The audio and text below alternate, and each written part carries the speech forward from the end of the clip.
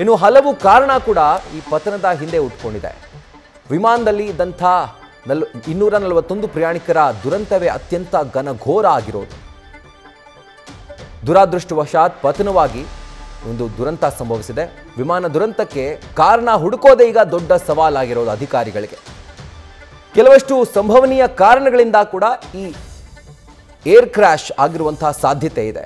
ಅಂದರೆ ಹವಾಮಾನ ವೈಪರೀತ್ಯ ಕಂಡು ಬರ್ತಾ ಇಲ್ಲ, ಆದ್ರೂ ಟೆಕ್ನಿಕಲಿ ನೋಡೋ ಹಾಗಿದ್ರೆ ಏರ್ಕ್ರಾಫ್ಟಲ್ಲಿ ಅಥವಾ ಆ ಒಂದು ಪ್ಲೇನ್ನಲ್ಲಿ ಏನಾದರೂ ಒಂದು ತಾಂತ್ರಿಕ ದೋಷ ಇತ್ತಾ, ಅಥವಾ ಹಕ್ಕಿ ಏನಾದರೂ ರೆಕ್ಕೆಗೆ ಬಡಿದು ಇಂಬ್ಯಾಲೆನ್ಸ್ ಕ್ರಿಯೇಟ್ ಆಯಿತಾ, ಈ ಒಂದು ಕಾರಣಗಳನ್ನು ನೀವು ನೋಡ್ತಾ ಇದ್ದೀರಿ. ಟೇಕ್ ಆಫ್ ವೇಳೆ ಮೇಲೆ ಹಾರೋಕೆ ಅಗತ್ಯ ಒತ್ತಡವನ್ನು ಈ ಒಂದು ಫ್ಲೈಟ್ ಕಳ್ಕೊಂಡಿರಬಹುದು, ಅದು ಮೊದಲನೇ ಕಾರಣ.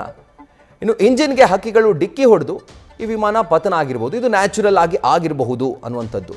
ಇನ್ನು ಲ್ಯಾಂಡಿಂಗ್ ಗೇರ್ ಹೊರಗೆ ಇದ್ದಂತಹ ಕಾರಣ ಎರಡನೇ ಇಂಜಿನ್ಗೆ ತತ್ಕ್ಷಣಕ್ಕೆ ಶಕ್ತಿ ಸಿಗದೆ ಅಥವಾ ಅದು ಟೇಕ್ ಆಫ್ ಆಗದೆ ಈ ದುರಂತ ಸಂಭವಿಸಿರ್ಬೋದು. 825 ಅಡಿಗಳಷ್ಟು ಕಡಿಮೆ ಎತ್ತರದಲ್ಲಿ ಹಾರಾಟ ಮಾಡ್ತಾ ಇದ್ದಿದ್ದರಿಂದ ಮೇಲಕ್ಕೆ ಹಾರೋಕ್ಕಾಗದೆ ಇದು ಪತನಗೊಂಡಿರಬಹುದು. ಅಕಸ್ಮಾತ್ ಅದು ತುಂಬ ದೊಡ್ಡ ಹೈಟ್ನಲ್ಲಿ ಹಾರ್ತಾ ಇದ್ದರೆ 3000 ಅಡಿಗಿಂತ ಅಥವಾ ಅದಕ್ಕಿಂತ ಜಾಸ್ತಿ 30,000 ಎಲ್ಲ ಹೋಗುತ್ತೆ.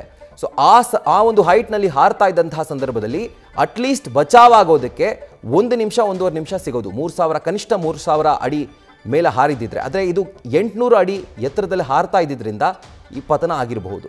ಇನ್ನು ತಪ್ಪಾದ ವಿಧಾನದಲ್ಲಿ ವಿಮಾನವನ್ನು ಟೇಕ್ ಆಫ್ ಮಾಡಿದ್ರೂ ಕೂಡ ಇದು ಪತನಕ್ಕೆ ಒನ್ ಆಫ್ ದ ರೀಸನ್ ಆಗಿರಬಹುದು ಅನ್ನುವಂಥ ಅಂದಾಜನ್ನು ಈಗ ಮಾಡಲಾಗ್ತಾ ಇದೆ.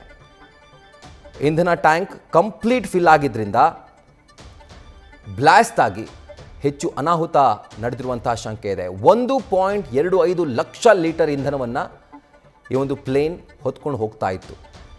ಸೊ ಇಷ್ಟು ದೊಡ್ಡ ಪ್ರಮಾಣದ ಇಂಜಿನಲ್ಲಿ ಒಂದು ಫ್ಯೂಯಲ್ ಇದ್ದಿದ್ದರಿಂದ ಇದು ಕೂಡ ಬ್ಲಾಸ್ಟ್ಗೆ one of the main reason ಅಂತ ಹೇಳಲಾಗ್ತಾ ಇದೆ. ಇನ್ನು ವಿಮಾನ ಏರುಗತಿಯಲ್ಲೇ ಇರುವಂತೆ ನೋಡಿಕೊಳ್ಳೋಕೆ ಪೈಲಟ್ ಕಷ್ಟಪಡ್ತಾ ಇದ್ರು, ಅದು ದೃಶ್ಯಗಳಲ್ಲೂ ಕೂಡ ನಾವು ಗಮನಿಸಬಹುದು. ಸೊ ಎಲ್ಲ ಕಾರಣಗಳಿಂದಾಗಿ ಅನುಮಾನಗಳು ಹುಟ್ಕೊಂಡಿದ್ದಾವೆ.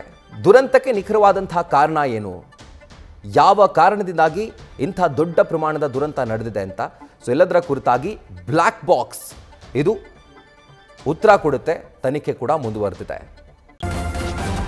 ನ್ಯೂಸ್ ಫಸ್ಟ್ ನಿರ್ಭೀತಿಯಿಂದ ನಿಮ್ಮ ಪರವಾಗಿ.